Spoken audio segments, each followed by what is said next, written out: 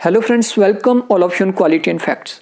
दोस्तों, आज की इस वीडियो में कंपैरेटिव पॉलिटिक्स का एक बहुत ही इंपॉर्टेंट टॉपिक लेके आया हूं जो कि नेट के सिलेबस में लगा है।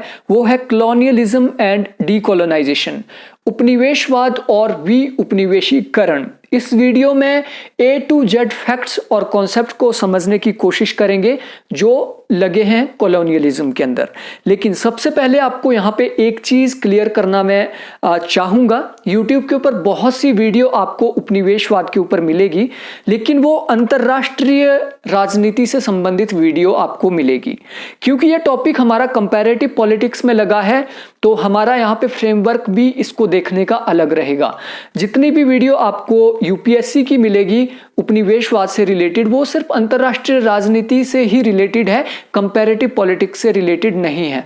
तो कंपैरेटिव पॉलिटिक्स में हमने क्या पढ़ना है इस कंटेंट में आप यहाँ पे देख सकते हैं। लेकिन उससे पहले आपको एक इंफॉर्मेशन मैं देना चाहता हूँ कि कुछ टाइम से मेरे वीडियोस का कुछ मिसयूज कर रही है कुछ इंस्टीट्यूट, जिसकी वजह से मुझे काफ़ी सारी वीडियो को प्राइवेट करना पड़ा। हो सकता है इस वीडियो को भी 10-15 दिन के अंदर प्राइवेट करूं और आने वाली वीडियो भी 10-15 दिन ही यूट्यूब पर बनी रहे। तो आप बेल आइकन को जरूर प्रेस करें ताकि आपको जल्दी से जल्दी नोटिफिकेशन मिले और आप वीडियो को कंप्लीट देख पाएं। तो दोस्तों, शुरू करते हैं इस वीडियो को। तो कंटेंट तो आपने देख ही लिया है। इसमें हम meaning of colonialism, difference between colonialism and imperialism, इसके साथ जो थिंकर एसोसिएट है उनको हम इसमें पढ़ेंगे। कॉजेज ऑफ कॉलोनियलिज्म यानी कॉलोनियलिज्म के क्या कारण थे, टाइप्स ऑफ कॉलोनियलिज्म और स्प्रेड ऑफ कॉलोनियलिज्म। उसके बाद जो हमारी नेक्स्ट वीडियो इसमें रहेगी, ये पहली वीडियो है। दूसरी वीडियो का जो हमारा कंटेंट रहेगा वो रहेगा anti colonial movements comparative study, यानी उपनिवेशवाद के विरुद्ध जो क्रांतियां हुई, संघर्ष हुआ, उसकी हम कंपैरेटिव स्टडी करेंगे। कंपैरेटिव स्टडी हम कैसे करेंगे? सबसे पहले हम एशियन जो कॉन्टिनेंट है, अफ्रीकन कॉन्टिनेंट है, उसमें किस प्रकार का संघर्ष हुआ। उसके बाद एशियन कॉन्टिनेंट, फिर अफ्रीकन कॉन्टिनेंट, फिर अदर एरियाज लाइक आपका यूरोप के अंदर जो छोटे छोटे द्वीप थे उनके ऊपर भी कॉलोनीज थी। आपका ऑस्ट्रेलिया महाद्वीप है, वहां पे भी कॉलोनीज थी।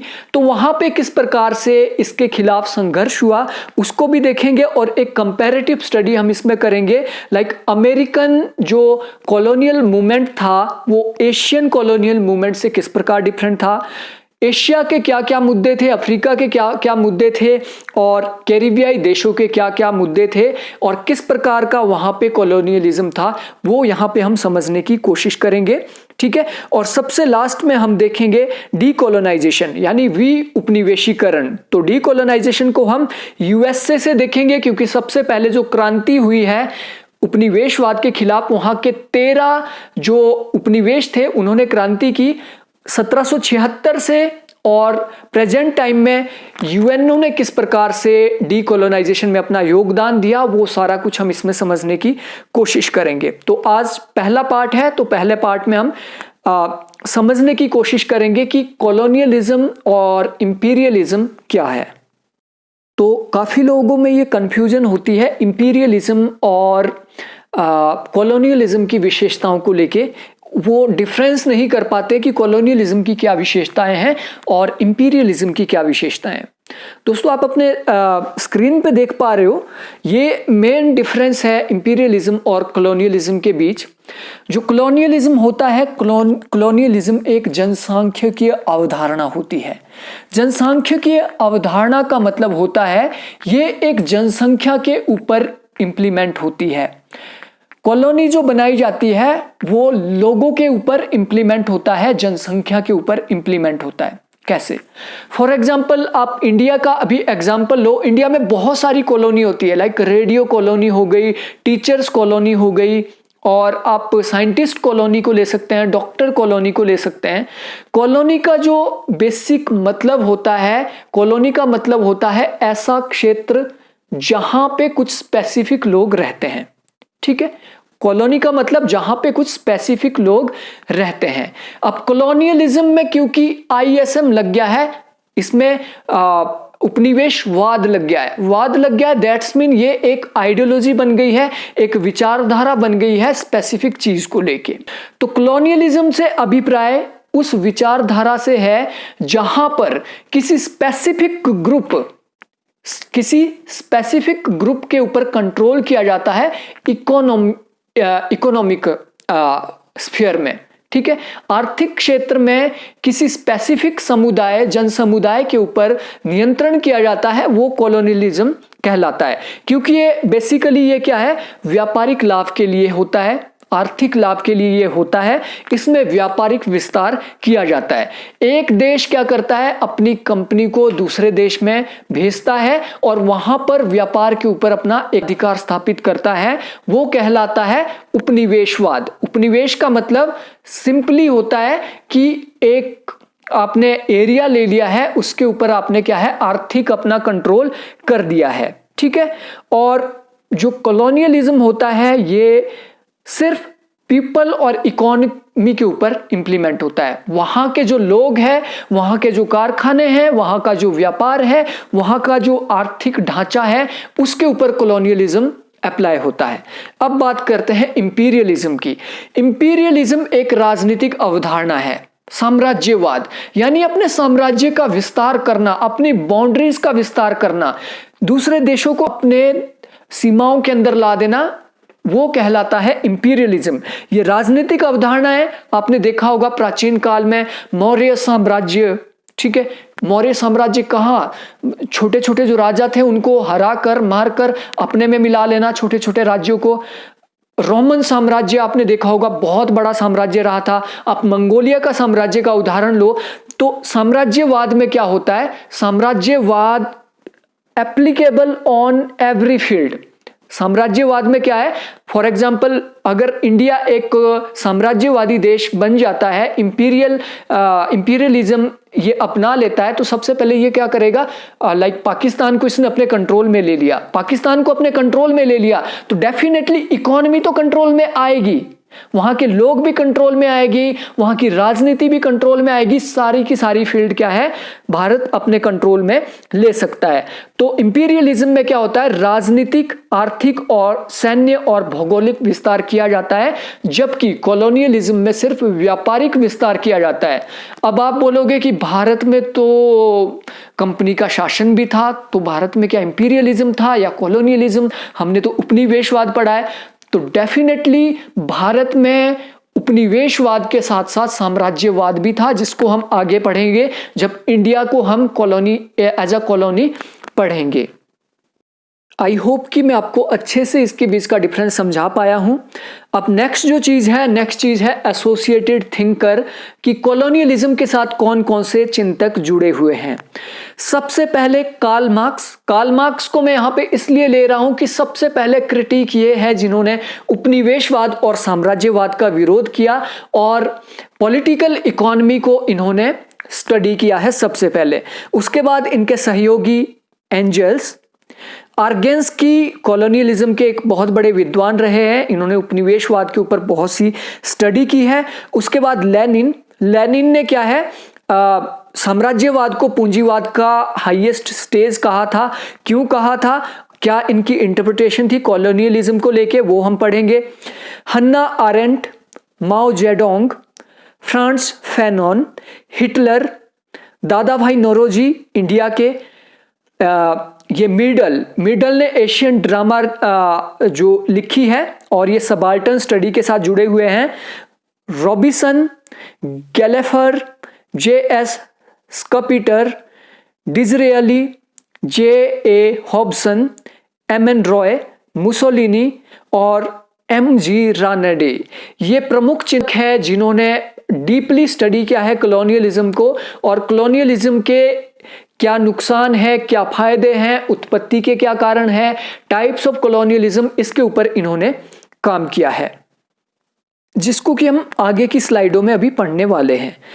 और अब देखते हैं why colonialism, causes of colonialism, कि कॉलोनियलिज्म उत्पत्ति इसकी कैसे होती है, ये अस्तित्व में क्यों आता है, इसके पीछे क्या प्रमुख कारण रहे थे। सबसे पहला कारण है साहसिक यात्राएं। यूरोप के देश बहुत ज़्यादा और बहुत जल्दी विकसित हो गए थे और वहाँ पे विकास का कार्य बहुत ही तेज़ी से चल रहा था। तो वहाँ के जो शासक थे उन्होंने लोगों को प्रोत्साहित किया कि आप लोग विश्व के साथ कनेक्ट होने के लिए अलग अलग रास्ते ढूंढो।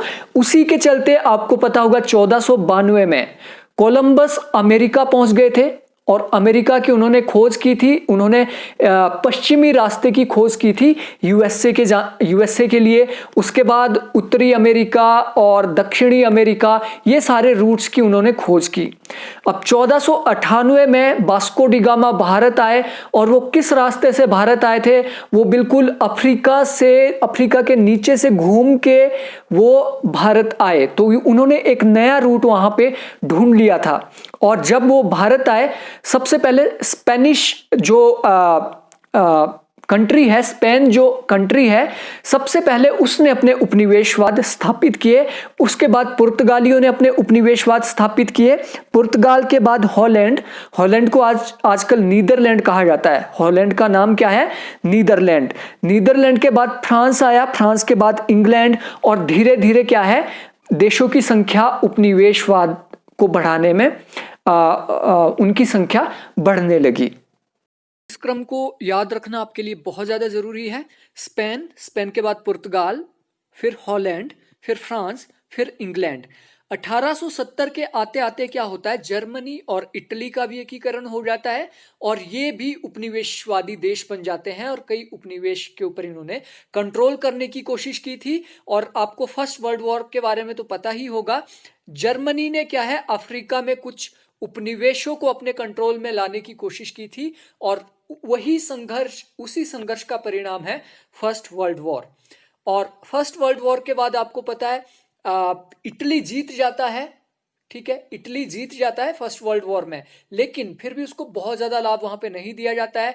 पूरा का पूरा जो ठिकरा था वो जर्मनी के ऊपर फोड़ा जाता है। जर्मनी से बहुत ज्यादा युद्ध का जो मुआवजा मांगा जाता है, जिसके कारण जर्मनी बहुत ही कर्जे में डूब जाता है। तो होता क्या है, धीरे धीरे जर्मनी भी उपनिवेशवादी और साम्राज्यवादी देश बन जाता है हिटलर के नेतृत्व में। अब इटली को क्योंकि ज्यादा फायदा नहीं हुआ था, तो इटली भी एक बहुत बड़ा साम्राज्यवादी देश बन जाता है मुसोलिनी के नेतृत्व में। इसके अलावा यूएसए एक महाशक्ति के रूप में उभर रहा था, तो बिल्कुल फर्स्ट वर्ल्ड वॉर के बाद ये भी उपनिवेश बनाना शुरू कर देता है। आपको पता है पहले ये खुद दंश झेल चुका था उपनिवेशवाद का। एशिया की अगर बात करें तो जापान कंट्री है, उसने साम्राज्यवादी एजेंडा अपनाया। जापान के अंदर उस टाइम राजशाही होती थी, तो उन्होंने साम्राज्यवाद को बहुत ज्यादा प्रोत्साहित किया। अब सेकेंड वर्ल्ड वॉर होता है। सेकेंड वर्ल्ड वॉर होने के बाद भी उपनिवेशवाद खत्म नहीं हुआ। बहुत सी कंट्री, फ्रांस, इंग्लैंड, अपने उपनिवेशों को छोड़ नहीं रही थी। अब यूएनओ का क्योंकि गठन कर लिया गया था, तो यूएनओ ने भी कोशिश शुरू कर दी थी उपनिवेशीकरण की, लेकिन फिर भी देश नहीं मान रहे थे। पूरी दुनिया दो भागों में बट गई, एक साइड यूएसएसआर और दूसरी तरफ यूएसए। अब यहाँ पे क्या है, आइडियोलॉजिकल उपनिवेशवाद शुरू हो गया, जिसको हम आगे पढ़ेंगे। तो ये था साहसिक यात्राओं से जो शुरू हुआ था। दूसरा जो कारण माना जाता है वो श्वेत लोगों का बोझ, व्हाइट मैन्स बर्डन। आपने रुडयार्ड किपलिंग के बारे में सुना होगा, उनकी बहुत सी कविताएं, पोएम्स भी आपने पढ़ी होगी। तो रुडयार्ड किपलिंग ने ये दिया था व्हाइट मैन्स बर्डन, यानी जो एशिया और अफ्रीका के जो लोग हैं वो सभ्य नहीं है, उनको सभ्यता के बारे में कोई नॉलेज ही नहीं है, वो पशु समान जीवन अपना व्यतीत कर रहे हैं। और ये व्हाइट लोगों का कर्तव्य है कि वो उनके जीवन को सुधारे, उनको वो नैतिकता सिखाए। इसलिए क्या है, इन्होंने इसको उचित ठहराने की कोशिश की, कॉलोनियलिज्म की, कि हम जहां पे कॉलोनी बनाएंगे वहां के लोगों को सुधारेंगे। यहाँ पे बहुत सारी घटिया किस्म के रिवाज है, लाइक सती प्रथा वगैरह, उसको हम खत्म करेंगे और बहुत ही अच्छी एक सोसाइटी बनाएंगे। तो ये था व्हाइट मैन्स वर्डन। तीसरा है धार्मिक प्रचार। धार्मिक प्रचार के कारण भी कॉलोनी बढ़ी। आपने सुना होगा जो क्रिश्चियन धर्म है उसको फैलाने के लिए मिशनरियां भारत आई। दुनिया के अलग अलग देशों में गई, तो ये धार्मिक प्रचार भी इसका एक कारण था। औद्योगिकीकरण, ये जो औद्योगिकरण है ये तात्कालिक कारण माना जाता है। कंटेम्प्रेरी टाइम के अंदर क्या है, उद्योग बहुत ज्यादा विकसित हो गए थे यूरोप के अंदर। उद्योग विकसित होने से क्या हुआ, दो चीजों की प्रॉब्लम आने लगी। एक तो जो उन्होंने वस्तुएं उत्पादित की है, उन्होंने जो प्रोडक्शन की है, उसको बेचने के लिए एक बड़े मार्केट की जरूरत थी। दूसरी चीज क्या है, अगर उन्होंने अपनी प्रोग्रेस करनी है, अपनी फैक्ट्रियां बनाए रखनी है, तो कच्चे माल की जरूरत थी। तो दो चीजों के लिए क्या है, लोग जो है वो दूसरे कंट्रीज में जाने लगे और नए नए क्षेत्रों की खोज करने लगे। नए क्षेत्रों की खोज उन्होंने किस लिए की, उन्होंने कच्चे माल के लिए और मार्केट के लिए, ताकि वो अपना सामान वहां पे बेच पाए। ठीक है, तो ये औद्योगिकीकरण को तात्कालिक कारण माना जाता है। जिसे आर्थिक कारण, अब आर्थिक कारण भी औद्योगिकीकरण के अंदर ही आएंगे, क्योंकि पहले क्या होता था, लूट, साम्राज्यवाद के अंदर क्या होता था, लूट कर सोना लाया जाता था, दूसरे देश पे आक्रमण करके वहां का सोना, वहां का खाद्यान्न सारा लूटा जाता था। तो आर्थिक कारण साम्राज्यवाद का था। लेकिन यहाँ पे आर्थिक कारण मैं आपको पहले ही बता चुका हूं, मार्केट और कच्चे माल से रिलेटेड था ये मेनली। नेक्स्ट है राजनीतिक कारण। राजनीतिक कारण यहाँ पे दो प्रकार के हैं, एक तो यूरोप का इंटरनल और दूसरा है एक्सटर्नल। यूरोप के जो इंटरनल राजनीतिक व्यवस्था थी उसमें क्या है, बेसिकली उसमें राजशाही होती थी, मोनार्की होती थी। और वहां के जो प्रिंस होते थे, लाइक इंग्लैंड का प्रिंस हो गया, स्पेन का प्रिंस हो गया, उन्होंने क्या है, लोगों को प्रोत्साहित किया बाहर जाने के लिए, कि बाहर जाओ, साहसिक यात्राएं करो, नए क्षेत्रों को खोजो, जो उसको खोज के आएगा उसको बहुत बड़ा इनाम दिया जाएगा। ठीक है, तो ये राजनीति से भी प्रेरित था। दूसरा कारण क्या है, यूरोप, क्योंकि आपने देखा है छोटा सा ये भू क्षेत्र है और बहुत सारे यहाँ पे देश है, तो यहाँ पे जियोपॉलिटिक्स भी उभरने लगी थी। और जियोपॉलिटिक्स के कारण क्या है, पॉपुलेशन वहां पे डेफिनेटली बढ़ रही थी, तो उनको वहां से स्थानांतरित करना या फिर अच्छे से अच्छे अपने उपनिवेश स्थापित करना, ये एक पॉलिटिकल कारण के रूप में माना जाता है। लास्ट जो इसमें कारण है वो है वाणिज्यवाद। वाणिज्यवाद का मतलब क्या होता है, कमर्शियलिज्म। वाणिज्यवाद के अंदर बेसिकली क्या किया जाता है, ये स्टेट कंट्रोल एक पॉलिसी होती है। इसमें क्या है, आयात को कम से कम और निर्यात को ज्यादा से ज्यादा प्रोत्साहित किया जाता है। आयात को कम से कम और निर्यात को ज्यादा से ज्यादा प्रोत्साहित किया जाता है। और वाणिज्यवाद में निर्यात वो चीजें की जाती है जो आपके पास बहुत ज्यादा मात्रा में है, और आयात वो चीजें की जाती है जो आपके पास बिल्कुल नहीं है। ठीक है, उस टाइम वाणिज्यवाद में क्या किया गया, मेनली सोने के आयात के ऊपर ज्यादा से ज्यादा फोकस किया गया था, कि देश के अंदर ज्यादा से ज्यादा सोना आना चाहिए, और जो फालतू की चीजें उन्होंने प्रोडक्ट की है उसको देशों में बेचना। ठीक है, तो ये था इसका बेसिक एजेंडा। यही कारण है कि भारत का जितना भी मैक्सिमम सोना वो लूट सकते थे वो लूट के चले गए। तो ये था कॉलोनियलिज्म के कॉजेज। अब देखते हैं नेक्स्ट, ये है टाइप्स ऑफ कॉलोनियलिज्म। कॉलोनियलिज्म के जो प्रकार है बेसिकली चार प्रकार माने गए हैं। पहला है कल्चरल कॉलोनियलिज्म, और इसको सबसे पुराना उपनिवेशवाद माना जाता है। ठीक है, दूसरा है इकोनॉमिक और कमर्शियल, तीसरा है आइडियोलॉजिकल कॉलोनियलिज्म, और चौथा है न्यू कॉलोनियलिज्म। न्यू कॉलोनियलिज्म जो अभी चल रहा है, जो एमएनसी के द्वारा किया जाता है। तो सबसे पहले कल्चरल कॉलोनियलिज्म यानी सांस्कृतिक उपनिवेशवाद से क्या अभिप्राय है। सांस्कृतिक उपनिवेशवाद से अभिप्राय है एक देश की जो संस्कृति है उस संस्कृति को दूसरे देश के ऊपर थोपना, वहां पे उसको लागू करना। ठीक है, लाइक अंग्रेज भारत आए, अंग्रेज अपने साथ क्या क्या लाए, वो अपने साथ अपना खान पान लाए, उसको उन्होंने थोपा। वो अपने साथ अपना धर्म लाए मिशनरियों के थ्रू, उसको उन्होंने थोपने की कोशिश की। वो अपना पहनावा लाए, dress code, western dress code, उन्होंने उसको भी थोपने की कोशिश की। अब इन्होंने उन्होंने संगीत को भी यहाँ पे थोपा, सिनेमा को भी थोपा, अपनी जो उनकी वैल्यूज थी उसको भी यहाँ पे थोपा। अब कल्चरल उपनिवेशवाद क्यों जरूरी है? अब देखो, कल्चर जो होता है, कल्चर एक इस प्रकार का फिनोमिना होता है कि कल्चर लोगों में शासन के प्रति वैधता को लाता है। कल्चरल कॉलोनियलिज्म कैसे वैधता बनाता है सरकार की? आपने ग्रामशी का हेजेमनी थ्योरी पढ़ी होगी, कल्चरल हेजेमनी। उसमें वो क्या बोलते हैं कि अगर आपने समाज के ऊपर कंट्रोल करना है तो आपको उनके कल्चर के ऊपर कंट्रोल करना पड़ता है। ठीक है, कल्चर एक ऐसी चीज है जिसको आप बिना किसी डंडे के सहारे लोगों के ऊपर थोप सकते हैं, और अगर आपके कल्चर में कोई गलत से गलत चीज भी है लेकिन वो कल्चर में है तो आप उसको भी एक्सेप्ट करते हो। लाइक आप दूध को नाली में फेंक सकते हो, आप पशु बलि का समर्थन कर सकते हो, आप सती प्रथा का समर्थन कर सकते हो, अगर आपके वो कल्चर में है।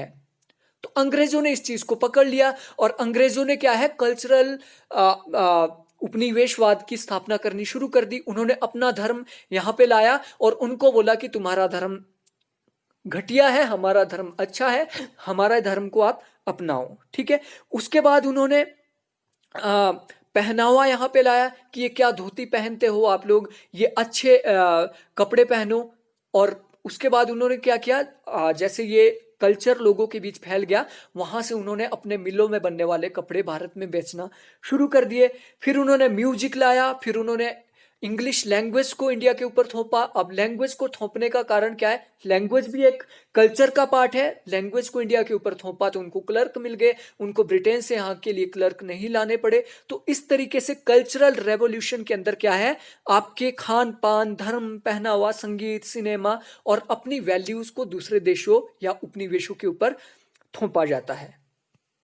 नेक्स्ट टाइप है इकोनॉमिक और कमर्शियल कॉलोनियलिज्म। अब ये स्पष्ट तरीके का उपनिवेशवाद होता है। इसमें क्या है, बेसिकली अपनी आर्थिक स्थिति, अपनी व्यापारिक स्थिति, अपनी व्यापारिक ऑटोनॉमी और एकाधिकार को यहाँ पे स्थापित करने की कोशिश की जाती है, जो कि अंग्रेजों ने भारत के संदर्भ में सबसे पहले शुरू की थी 1600 से 1757 तक। यहाँ पे इन्होंने क्या किया था, अपने सेंटर यहाँ पे स्थापित करने शुरू कर दिए थे भारत में। सबसे पहला कारखाना इन्होंने सूरत में लगाया, सूरत के बाद ये आगे मद्रास की ओर बढ़े और इन्होंने जितने भी कोस्टल बंदरगाह जो थे उसको इन्होंने अपने कब्जे में ले लिया और वहां के दीवानी अधिकार प्राप्त करने में ये 1757 तक सक्सेसफुल हो गए।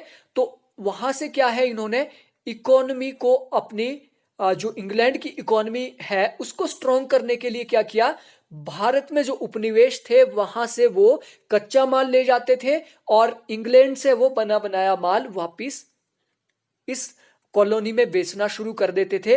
तो इसे कहा गया इकोनॉमिक और कमर्शियल कॉलोनियलिज्म। नेक्स्ट है आइडियोलॉजिकल कॉलोनियलिज्म।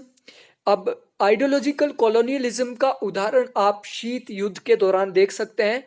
इसमें क्या किया गया था, इसमें दो पोल बन गए थे, एक यूएस और दूसरा यूएसएसआर।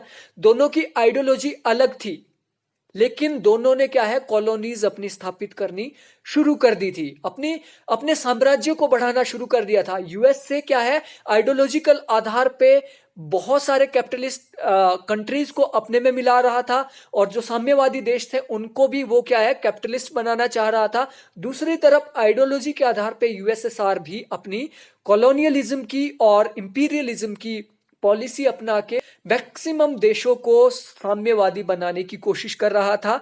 यह था आइडियोलॉजिकल कॉलोनियलिज्म। और लास्ट है new colonialism. New colonialism. New colonialism में क्या होता है, ये कॉलोनियलिज्म का एक प्रकार है और इसे छिपा हुआ कॉलोनियलिज्म भी कहा जाता है। प्रच्छन्न उपनिवेशवाद। प्रच्छन्न उपनिवेशवाद इसको क्यों कहा जाता है, क्योंकि यहाँ पे डायरेक्ट कंट्रोल किसी भी देश के ऊपर नहीं है।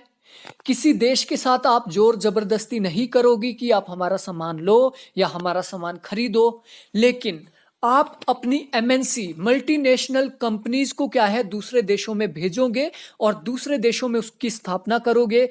दूसरे देशों में जब आपकी एमएनसी की स्थापना होगी तो वहां के जो कच्चा माल है वहीं पे उसको आप तैयार करोगे और वहीं के लोगों को आप बेचोगे, या फिर हो सकता है वहीं पे आप उसको तैयार करोगे और बाहरी देशों को बेचोगे, और कंपनी को जो फायदा हो रहा है उसका कुछ परसेंट आप देश की सरकार को दोगे। देश की सरकार यानी जिस देश में आप काम कर रहे हो, और मैक्सिमम प्रॉफिट आप अपने देश को भेजोगे। तो हालांकि यहां पे भी क्या है, इकोनॉमिक संसाधनों का दुरुपयोग हो रहा है, इकोनॉमिक संसाधन लूटे जा रहे हैं दूसरे देशों के, लेकिन बाध्यकारी ये नहीं है। एमएनसी के द्वारा, विश्व बैंक के द्वारा, डब्ल्यूटीओ के द्वारा, आईएमएफ के द्वारा जो कॉलोनियलिज्म हो रहा है उसे कहा गया न्यू कॉलोनियलिज्म। और देश को पता है कि न्यू कॉलोनियलिज्म कितना खतरनाक हो सकता है, हमारे संसाधन कितने जल्दी खत्म हो सकते हैं, लेकिन फिर भी FDI, foreign direct investment, foreign कंपनियों को मेक इन इंडिया के लिए बुलाया जाता है कि भारत में आओ, भारत में बनाओ, भारत का खाओ और खाने के बाद वापस चले जाओ। इस तरीके की पॉलिसीज की इंडिया को वैसे कोई जरूरत नहीं थी। आर्थिक विकास का मतलब ये नहीं है कि आप 10 साल के अंदर आर्थिक विकास कर लो और सारे के सारे संसाधन हमारे खत्म हो जाएंगे, उसके बाद कंपनी अपने आप वहां से चली जाएगी। तो इसके बारे में भी गवर्नमेंट को अच्छे से सोचना होगा। लेकिन ये तो न्यू लिबरल एरा में हम जी रहे हैं, इसलिए देश कभी भी इस तरीके की पॉलिसीज से पीछे नहीं हटेगी, भले ही देश की पूरी संपत्ति क्यों ना खत्म हो जाए। तो मेनली ये 4 प्रकार का कॉलोनियलिज्म होता है। इसके अलावा थिंकर्स का हम देख लेते हैं, थिंकर से भी पूछा जा सकता है। Like types of colonialism according two marks. Marks ने उपनिवेशवाद को 3 भागों में विभाजित किया है। 3 प्रकार के उपनिवेश कार्ल मार्क्स ने बताए हैं। पहला प्रकार उन्होंने बताया वेस्ट इंडीज की तरह बागवानी वाले उपनिवेश। वेस्ट इंडीज में क्या है, चाय के बागान थे वहां पे, तो बागवानों के ऊपर क्या है कंट्रोल कर दिया गया। वहां के जो फल थे वो सारे के सारे क्या है, वहां के जितने भी फ्रूट्स वहां पे होते थे उसके ऊपर कंट्रोल कर लिया गया। तो पहला प्रकार उन्होंने बताया जो वेस्ट इंडीज के बागवानी क्षेत्र थे, बगीचे थे, उसके ऊपर जो कंट्रोल है वो पहले प्रकार का है। दूसरा प्रकार उन्होंने बताया मेक्सिको और भारत जैसे घनी आबादी वाले उपनिवेश, यानी इतनी ज्यादा आबादी होने के बाद भी इसको कंट्रोल कर लिया गया है, इसको उपनिवेश बना दिया गया है, दूसरा टाइप था। और तीसरा टाइप कार्ल मार्क्स ने बताया ऑस्ट्रेलिया की तरह के वास्तविक उपनिवेश। ऑस्ट्रेलिया को इन्होंने वास्तविक उपनिवेश बताया क्योंकि वहां पे डायरेक्टली ये क्या करते थे, सीधा वहां से कच्चा माल ला रहे थे। लाइक इंडिया की तरह, जैसे इंडिया से 1833 के बाद शुरू होता है, उसी तरीके से वहां से कच्चा माल ले जा रहे थे और बना बनाया माल वहां पे डायरेक्टली बेच रहे थे। और प्योर टाइप का उपनिवेशवाद इसको कार्ल मार्क्स ने बताया है। और एंजेल्स ने अफ्रीका की तरह का मार्केट उपनिवेश इसमें जोड़ा है, चौथे टाइप का। यानी अफ्रीका सिर्फ एक मार्केट था, वहां पे सिर्फ वो बेचते थे, वहां से कोई कच्चा माल नहीं लाते थे, वहां पे सिर्फ वो बेचते थे। तो ये मार्केट उपनिवेश इन्होंने अफ्रीका को बोला एंजेल्स ने। दोस्तों मार्क्स ने ही ये बात कही थी कि 1850 के बाद उपनिवेशवाद ने अपना स्वरूप बदल दिया है। पहले क्या होता था, पहले संसाधन कच्चा माल लाया जाता था और बना बनाया माल वहां पे बेचा जाता था, लेकिन अब इसने क्या है ऋण का रूप ले लिया है, निवेश का रूप ले लिया है। 1850 के टाइम में क्या होता था, कार्ल मार्क्स के टाइम में, उस टाइम बड़े बड़े जो देश थे उन्होंने क्या है पूंजी का निर्यात शुरू कर दिया था। पूंजी का निर्यात मतलब देशों को क्या है वित्तीय सहायता देना शुरू कर दिया था कि हम आपको $1,00,000 की वित्तीय सहायता देंगे, आपने हमारे लिए ये दीवानी अधिकार यहाँ से दे देने हैं। तो उन्होंने क्या कर दिया, वहां के जो स्थानीय रजवाड़े थे, रजवाड़ों को क्या है पेंशन देना शुरू कर दी और उनसे दीवानी अधिकार ले लिए, ठीक है, और उन्होंने निवेश करना शुरू कर दिया। अगर आज के संदर्भ में हम बात करें नियो कॉलोनियलिज्म की, तो नियो कॉलोनियलिज्म में निवेश के साधन क्या है, आईएमएफ, वर्ल्ड बैंक, डब्ल्यूटीओ, ये क्या है, ये निवेश के साधन है और ये उपनिवेशवाद को जैसा का तैसा बनाए हुए है, लेकिन इसका स्वरूप आज बदल चुका है। आर्गेन्स्की जो कि डेवलपमेंट के साथ जुड़े हैं, इन्होंने भी उपनिवेशवाद को दो भागों में बांटा। पहला है बिंदु उपनिवेश। बिंदु उपनिवेश को कहा जाता है सेंटर पॉइंट कॉलोनियलिज्म, और दूसरा इन्होंने बताया क्षेत्रीय उपनिवेशवाद यानी टेरिटोरियल कॉलोनियलिज्म। बिंदु उपनिवेशवाद से इनका क्या मतलब था, या तो देश के अंदर, देश के बाहर, समुद्र में कहीं भी छोटे छोटे टापुओं, छोटी छोटी खानों के ऊपर, छोटे छोटे जो माइंस होते हैं उसके ऊपर कंट्रोल करके वहां से संसाधन को निकाल कर अपने देश लाना, यह है बिंदु उपनिवेश। ठीक है, ये मेनली क्या है, टापुओं को इन्होंने बोला, छोटे छोटे टापुओं को क्या है, वहां से संसाधनों को लेके आना, बिंदु उपनिवेश। और टेरिटोरियल कॉलोनियलिज्म को इन्होंने बोला जब कॉलोनियलिज्म देश की सीमाओं के बाहर दूसरे देशों के ऊपर स्थापित हो जाता है, जैसे कि ब्रिटेन ने अफ्रीका में अपने उपनिवेश बनाए थे, एशिया में अपने उपनिवेश बनाए थे, वो उदाहरण थे टेरिटोरियल उपनिवेश के। तो इन्होंने दो भागों में बांटा है। कुछ और थिंकर है जिन्होंने उपनिवेशवाद के बारे में अपने विचार दिए हैं। सबसे पहले है रॉबिन्सन ने बेसिकली ब्रिटेन के ऊपर काम किया है, और इन्होंने क्या बोला कि ब्रिटेन ने हमेशा सहयोगियों के माध्यम से गैर यूरोपियों से व्यापार किया है। अपने कुछ सहयोगी ये बना लेता था, फ्रांस को अपना सहयोगी बना लिया, पुर्तगाल को अपना सहयोगी बना लिया, और उनकी मदद से क्या है, ये गैर यूरोपीय देशों के साथ क्या है, व्यापार स्थापित करते थे। लेकिन अगर इन्हें अपने सहयोगी नहीं मिलते थे, पुर्तगाल इनके साथ नहीं आता था, स्पेन नहीं आता था, तब ये उसी स्थिति में उस देश के साथ व्यापार करते थे, किसी देश के साथ व्यापार करते थे कि मैं उस देश को अपने आप में मिला लूंगा।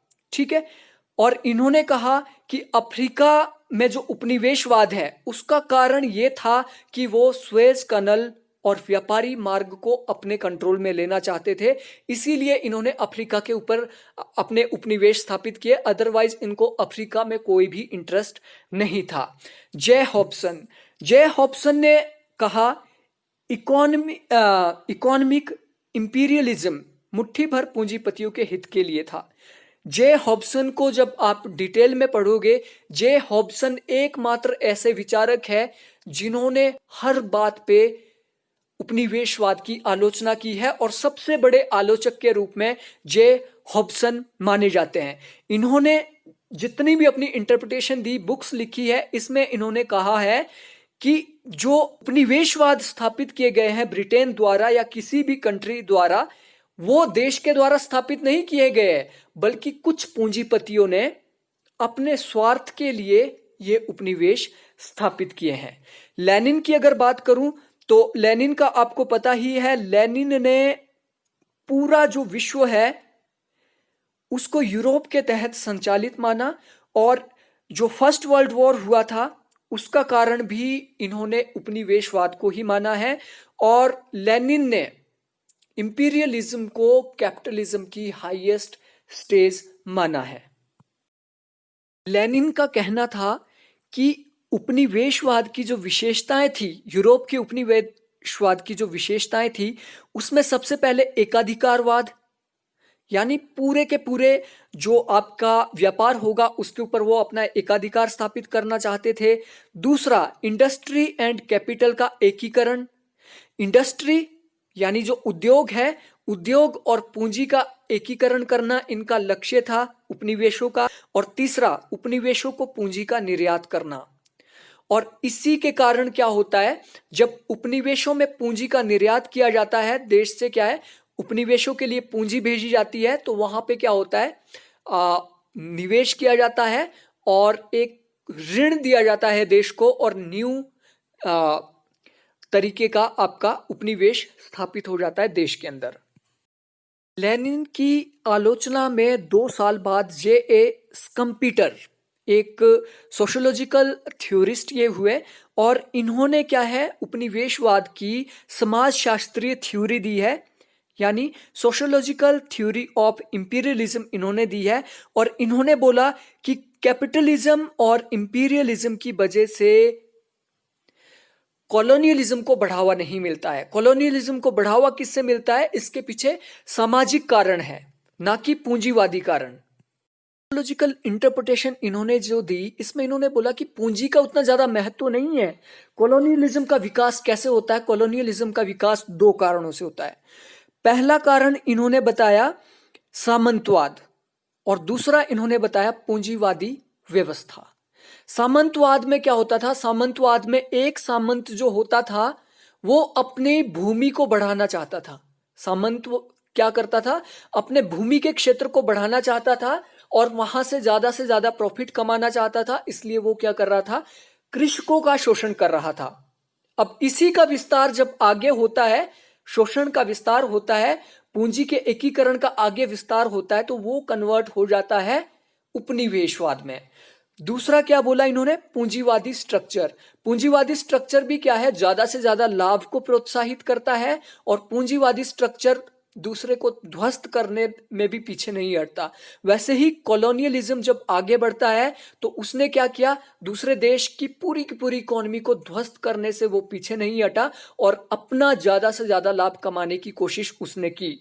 तो जो स्कम्पीटर थे उन्होंने बिल्कुल ये धारणा चेंज कर दी कि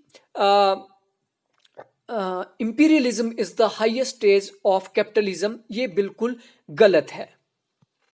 गैर मार्क्सवादी चिंतकों में बेसिकली इंडियन थिंकर लिए जाते दादा जी, एम.जी. रानाडे और आर.सी. दत्त।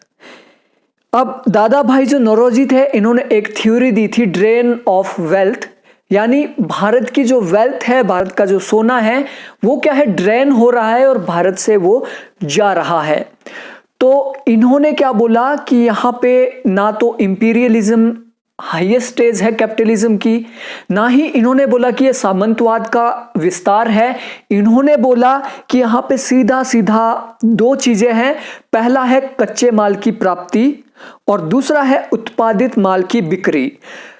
उपनिवेशवाद के दो ही कारण हैं। पहला है कच्चे माल की खोज करना और दूसरा है उत्पादित माल को बेचना। तो इसे गैर मार्क्सवादी चिंतन भी कहा जाता है, गैर मार्क्सवादी रूप भी बोला जाता है उपनिवेशवाद का। इसके अलावा कुछ और चिंतक भी है जिन्होंने कॉलोनियलिज्म के ऊपर काम किया है, like Hannah Arendt, French Fanon, M N. Roy. ये तीन चिंतक है। ये इनकी मैं ऑलरेडी वीडियो बना चुका हूं और अपलोड कर चुका हूं। इनके नोट्स भी मैंने प्रोवाइड कर दिए हैं, तो उसमें आप एक बार देख लीजिए कि ये कॉलोनियलिज्म के बारे में क्या बोलते हैं, ऑन कॉलोनियल क्वेश्चंस के बारे में इनके क्या विचार है, वो आपको वहां से मिल जाएंगे। तो अब सबसे लास्ट में हम देखेंगे स्प्रेड ऑफ कॉलोनियलिज्म की कॉलोनियलिज्म का स्प्रेड कैसे होता है, कैसे इसका विस्तार होता है। तो सबसे पहले जो मैंने आपको बताया था, कोलंबस, जो कि 1492 में ये एक स्पेन का नागरिक था, इसने अमेरिका की खोज की, यानी इसने उत्तर पश्चिमी रास्ते की खोज की। उसके बाद अगर वास्को डी गामा की बात करें तो 1498 में ये भारत आया और ये पुर्तगाल का नागरिक था। इन्होंने यहां से यात्राएं प्रारंभ की थी।